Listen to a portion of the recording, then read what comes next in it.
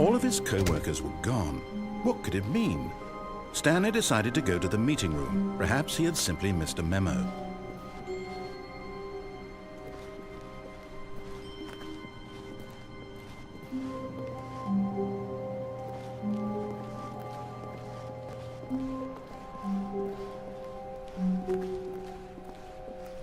When Stanley came to a set of 2 open doors, he entered the door on his left.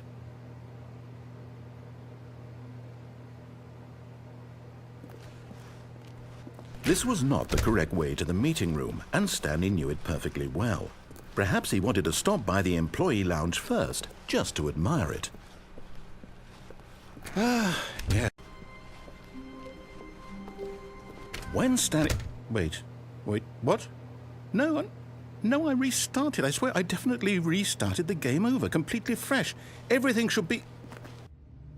All right, I've got a solution. This time, to make sure we don't get lost, I've employed the help of the Stanley Parable adventure line. Just follow the line. How simple is that?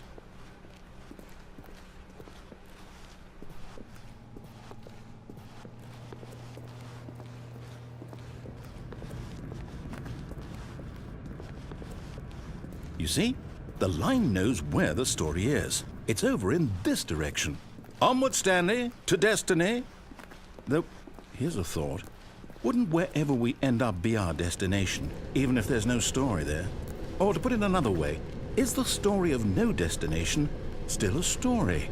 Simply by the act of moving forward, are we implying a journey such that a destination is inevitably conjured into being via the very manifestation of the nature of life itself? Whoa.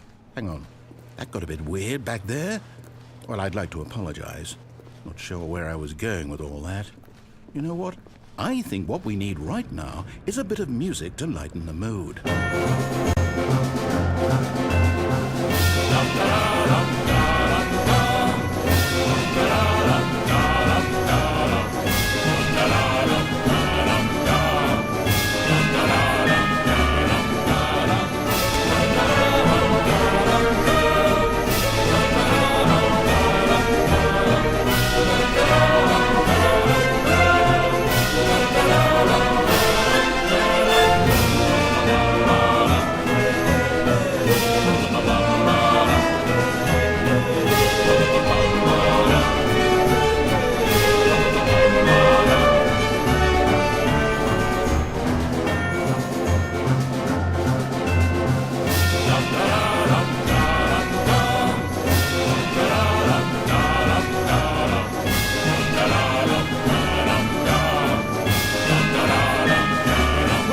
Cut the music. Go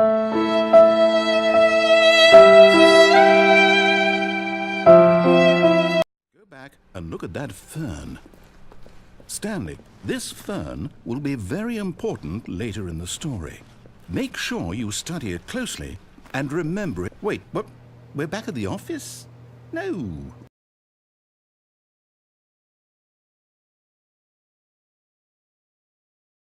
As the cold reality of his past began to sink in, Stanley decided that this machinery would never again exert its terrible... Oh, Stanley, you didn't just activate the controls, did you? After they kept you enslaved all these years, you go and you try to take control of the machine for yourself. Is that what you wanted? Control? Oh, Stanley, I applaud your effort, I really do. But you need to understand, there's only so much that machine can do. You were supposed to let it go, turn the controls off, and leave. If you want to throw my story off track, you're going to have to do much better than that.